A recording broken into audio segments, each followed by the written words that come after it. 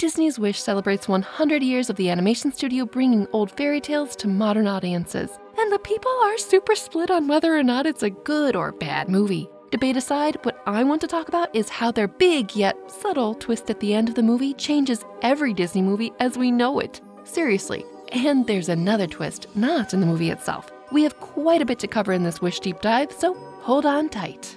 Because this is a centennial celebration of a lot of stories, there are a lot of hidden Easter eggs throughout the movie. The very opening is a callback to how the books of the classic Disney fairy tales started. The protagonist, Asha, has a grandfather turning 100 today. Oh, it's Meta-Centennial Granddad Disney. All of Asha's 7 friends are the Snow White 7 dwarfs. The Alice in Wonderland Garden of Live Flowers exists. There's even the subtle framing of the king toying with the mini townspeople a la Judge Claude Frollo style. He also Elsa stomps on the floor, but it reveals a secret stairwell instead of making pretty ice embellishments. It's all there. But there are some hidden gems that are extremely relevant to the big twist at the end, specifically regarding villains in the series. But to quickly get sped up for the rest, the King Magnifico has been asking his subjects to give him their wishes which physically bubble out of their hearts on their 18th birthdays. Once they give their wish in hopes that it might one day be granted, they forget it for the rest of their lives. It will never come true unless the king grants it. Magnifico keeps these safe for them, but pretty quickly into the movie we realize he's kinda using them to keep his kingdom under control by not granting dangerous wishes, like Granddad Disney's wish to play music and bring people joy. This is a turning point for Asha, who, gasp, wishes upon a star for this world to be different. Then it is. The star flies down to help her. Animals talk, people feel hopeful. King Magnifico feels threatened. Okay, all caught up. It's time for the breadcrumbs as they relate specifically to villains. Magnifico is very handsome, very susceptible to comments on that fact, and is so vain he even sings a song just about this. Most everyone in town has a crush on this silver fox too. From the beginning, he's always reflected somewhere in increasing amounts. Mirrors just love him. Until the end, where every reflective surface in town reflects him. If there's one thing Disney likes, it's vain villains and mirrors. The evil queen who just had to be the most fair. Gaston, who only ever loved himself, can't not look at himself in any mirror. Or Pan, Gothel, who is obsessed with her anti-aging magic flower power. Even Maleficent to some extent, although her vanity is less about appearance and more about injured pride at not being invited to the baby's naming party. There's also the poisoned apple suspended as an experiment in Magnifico's evil laboratory, and a very sinister book which so happens to resemble the Hocus Pocus book in general shape, the circular eye in the center, the fact that it turns Magnifico green like nearly every other Disney villain ever when he attempts to use the book, the fact that he really turns green when he embraces its dark magic and begins consuming the kingdom's wishes to increase his strength. The dark magic itself being green and spiraling out of him like Maleficent's thorny magic. And cloud magic, he blots out the sky with a very Sleeping Beauty Maleficent spiral cloud. But prior to that, and in line with the vanity trait, there's a moment where Star shadow puppets a creepily familiar face just as Magnifico starts his descent into madness. Meanwhile, Asha is looking more and more like Cinderella's fairy godmother, with her long blue cloak and pink ribbon ensemble. Adorable! But what's more is the star gives her a twiggy magic wand that shoots out Cinderella fairy sparkles too. And it makes dresses! On trees, sure, but hey, a fairy fashion label has to start somewhere. You can see where this is going, especially because her greatest wish, is to stop the evil king from hoarding and consuming wishes. She wants to make people's wishes come true.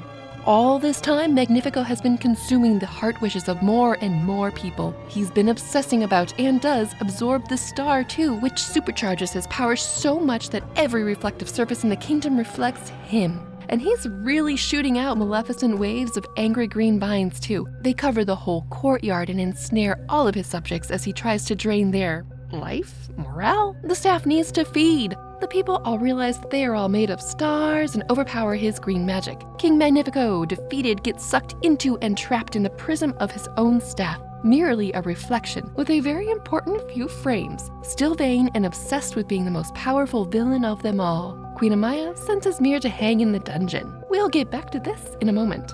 But bad guy gone, the work of making wishes come true begins at once. Peter Pan invents a flying machine and Mary Poppins wants to check it out. Grandpa Disney is playing music at last. It's literally sunshine and rainbows. The star gives Asha a proper, very familiar-looking magic wand, and the townsfolk beg her to be their fairy godmother. This is not subtle. And to tie it all together, obviously Asha is a fairy godmother, but Magnifico's fate happens in a flash. And in that flash, we can see a very familiar face splash onto the screen. He becomes the magic mirror, the root of all evil in Disney's versions of these stories. This is the very first Disney villain, the one who enabled Snow White's evil queen stepmother to do so much harm. Maybe that magic mirror convinced her drastic fatal actions like ripping out the heart of her stepdaughter were needed to ensure that she was the most beautiful. Maybe that evil queen had a bargain with the evil mirror, and that's how she came to her position in the first place. It's never really been mentioned, but now it might be time to explore some deeper connection, especially given that she created the same poisonous apple that Magnifico had in his lair. And this makes you wonder, perhaps every Disney villain gets their power from Magnifico in some way. It's all green magical influence after all, whether it's through a mirror or another way, the dark magic book itself. Maybe this book infected every other well-intentioned villain to become extremely evil in their own stories.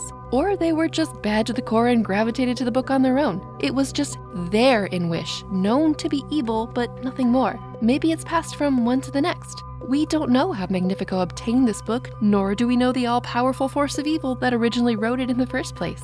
Once someone practices from this book, they will never leave its grasp. What kind of powerful entity could still be out there in the unknown? I mean, we have Hades, a literal god, but is there something else? Could Disney's villains, who are typically shockingly one-dimensional evil magic users, usually vain, be under this book's control? If they're using green magic, or lit with green, that is. But probably the most interesting thing by far is how this movie changed. Given that this story serves as a prequel to many Disney films, the ripple effect it has afterwards changes how one could perceive previously animated films. Because, at one point, Magnifico wasn't alone. An original concept had two villains. And that's the biggest twist of all. It was Magnifico's wife, Queen Amaya. She was also supposed to be evil, a villainous duo. If this were the case, and Magnifico still got trapped in his own staff, a reflection forevermore, why wouldn't this evil Queen Amaya continue to thrive with that powerful book and Mirror Mask Man on her side? It seems like she would continue her story. The most likely candidate to me is Snow White's evil queen, with the literal mirror man she uses, of course, her potions and poisons recipe book, her lone wolf style of ruling. We never did see another ruler in the original story. And the need to take out the heart of an innocent wisher, Snow White, which yes, that is where wishes in Wish do seem to come from, and yes, consuming them makes the evil magic stronger, or like in the case of Snow's evil queen, more fair. Like Magnifico, the evil queen's own vanity takes her out. There's just something so poetic about having the most recent villain work with the very first Disney fairy tale villain. But of course, this idea did not make the final cut in the overt way that it was planned. But the queen, now single, does ask that her mirror man husband be hung up on a wall in an evil lair dungeon, after all. Even though Magnifico hurt her, she still had feelings for him. But at the end of the film, there isn't even a hint of sadness at all, even in response to the one she originally loved being absorbed into an object.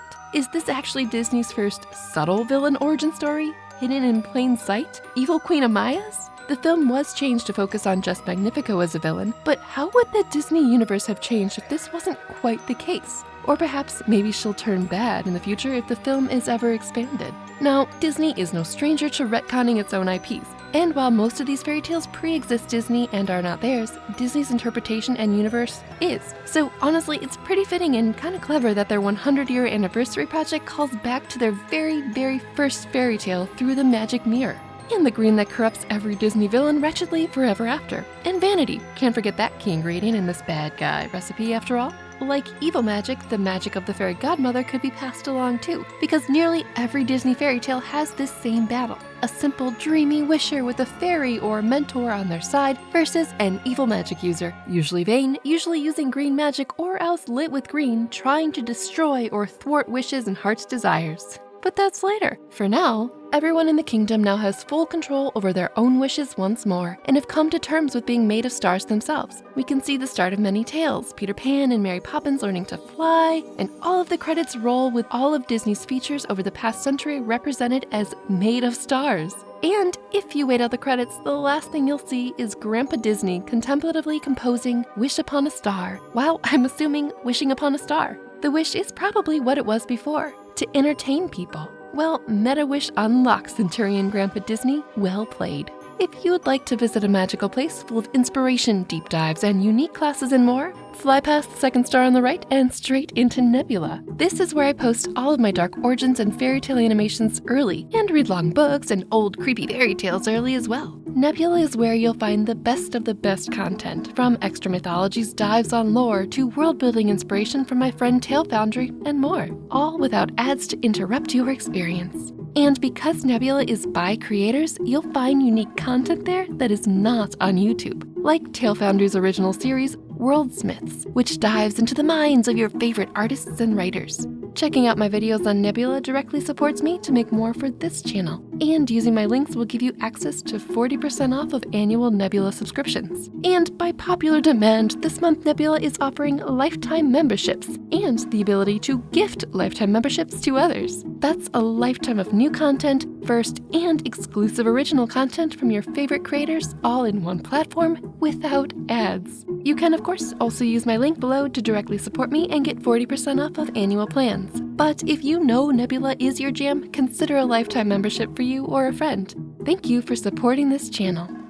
So that was how Wish's twist really does change every Disney fairy tale before it. There were a lot of hidden gems throughout this movie, so if you saw it, what were some of your favorites? If you didn't, what are your thoughts on the way this twist changes every fairy tale going forward? Let me know in the comments below. Thanks for watching, and do subscribe so you won't miss the next video simmering in the cauldron right now. Goodbye!